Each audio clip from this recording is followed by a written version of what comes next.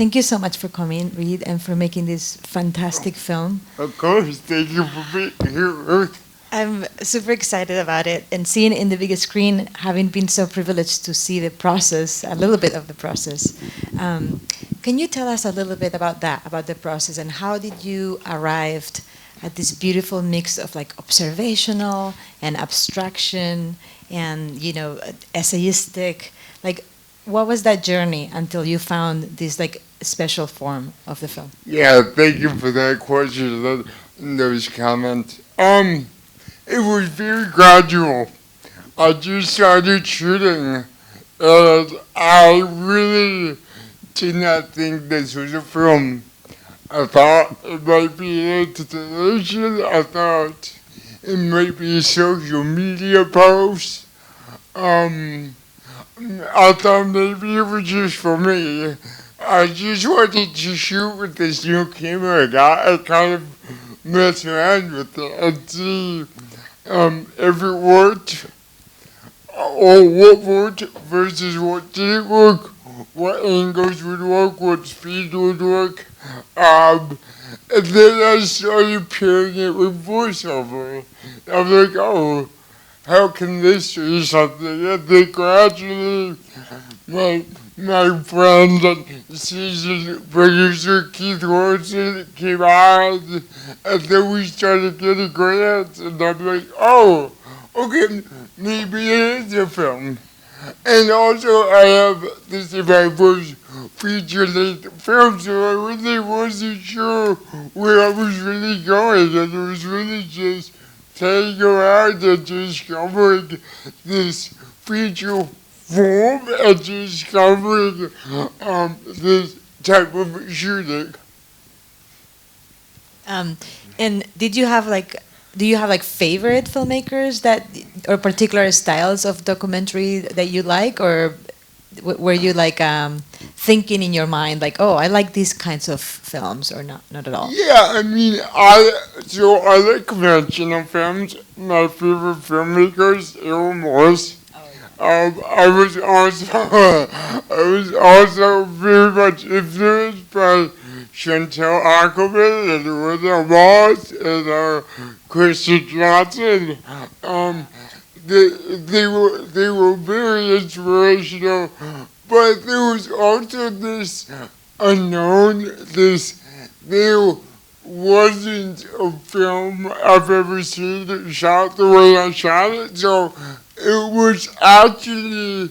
was actually one of the things I had going for me, is that I didn't have any subconscious restraints about what it should be. So I was really free to explore and like I said before, see what worked. And you kind of like created your own language here. That's why I think the film is so outstanding in so many ways. But I wanted to ask you about... I think it's more of a riff, but thank you. I can take all the credit. But you know, it's what it needs to be, I think. You know, like I think if you made a super polished, you know, kind of like precious film, it would have not served you well necessarily. Right, and I think that this is a good segue to talk about disability aesthetics, where it's about embracing disability and not overcoming it, and not trying to hide the seams that came loose along the way, but positioning them in a way that makes it helpful. Right, and the center, absolutely. And you invite us to take the ride with you, and we are like in your shoes in a way, in your feet in a way, and I really, really love that.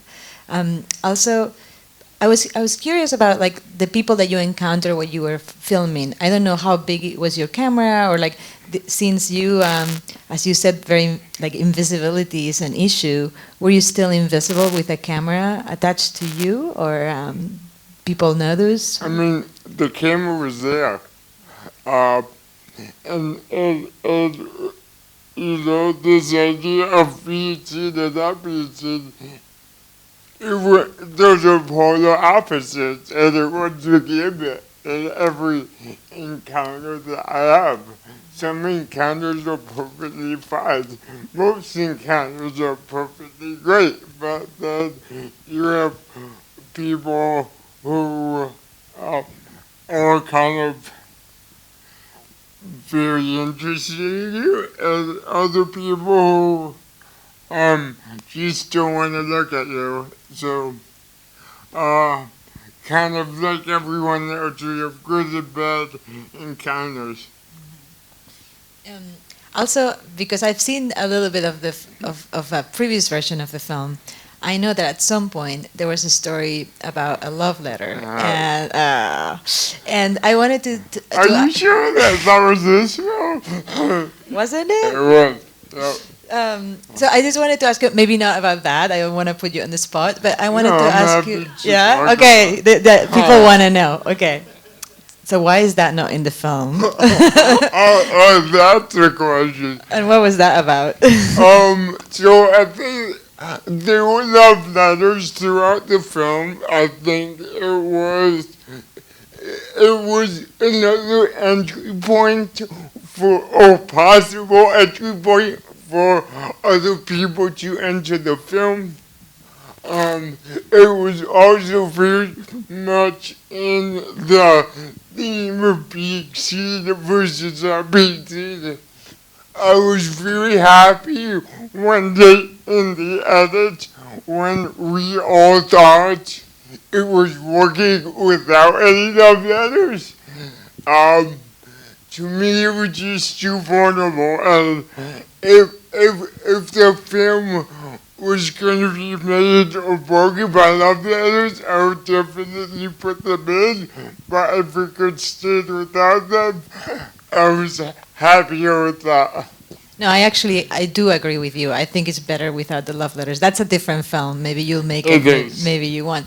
But I wanted to ask you about this pressure, because I remember some of the conversations also were about, at the beginning, maybe you didn't have a meeting with your friend, for example. And there were some comments about, you appear to be a loner because you're like there all the time. And this kind of like the burden of being like representing many other people. Yeah. And how did you navigate that?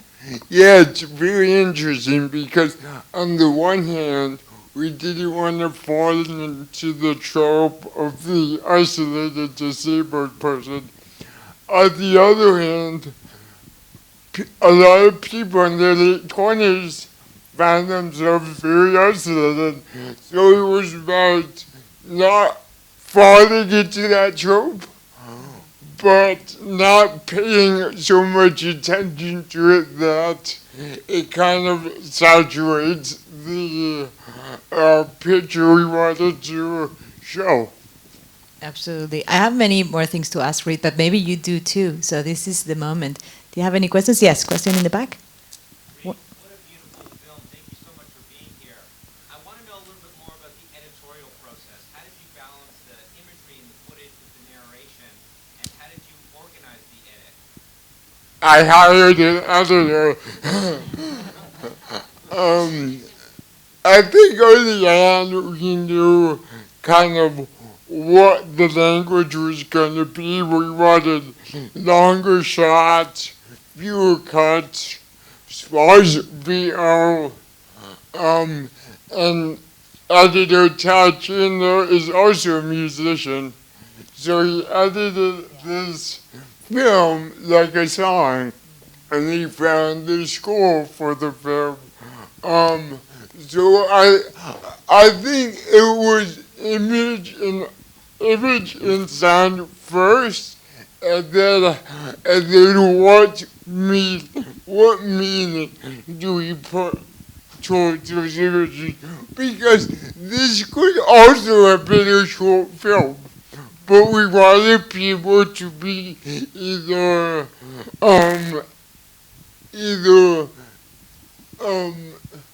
it be meditative or uncomfortable or frustrating, and in another iteration of the film, it was heavily public transit. And I feel like we have a lot of these thoughts that I share in this film when we're in transit. So it was about looking, kind of experiencing it while these kind of thoughts emerge. It made so much sense that your editor is a musician, because the rhythm and how you mix like the different durational moments, and it's fantastic. There was another question all the way over there in the back.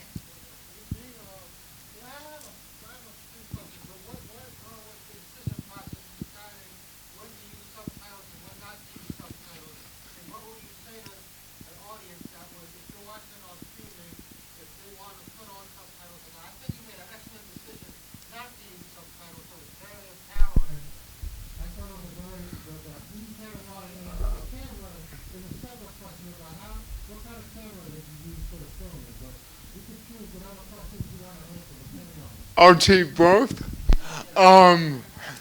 Thank you so much for that first question. It was very important for us to not use subtitles. Documentary has a very sordid past rooted in ethnography, and one of the main elements of this ethnographic film is subtitling people from non-Western society, even Western society who don't fit kind of the coastal accents, and there is a strong parallel. I think between that and subtitling people with different speech patterns. We chose to subtitle people who are off camera. That was why we did that.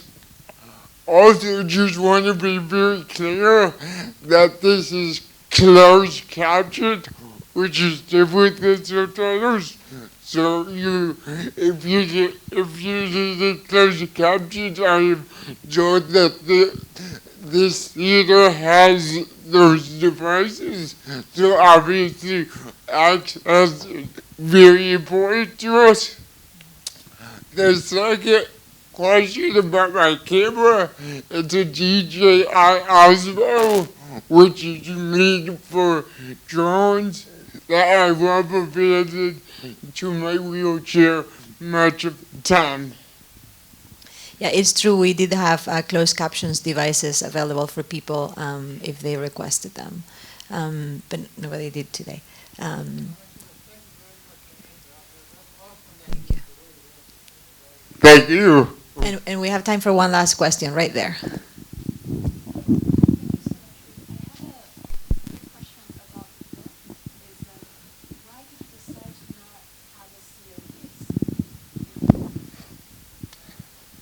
Yeah, there are multiple reasons. One of them is that disabled people are usually seen and not heard. Another one is to be radically, maybe obnoxiously anti-voyeuristic, so withholding how I look. And the third is really an aesthetic choice. I wanted people to be able to inhabit my body, and I think that was easier if you don't really know what I look like.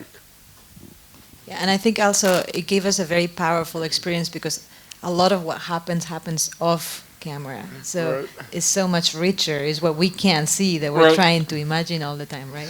And then one more reason, the social model of disability says that disability is not a medical impairment.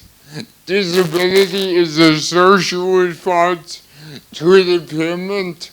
So if you want to make a film about your disability, you don't turn the camera on yourself. You turn the camera outward.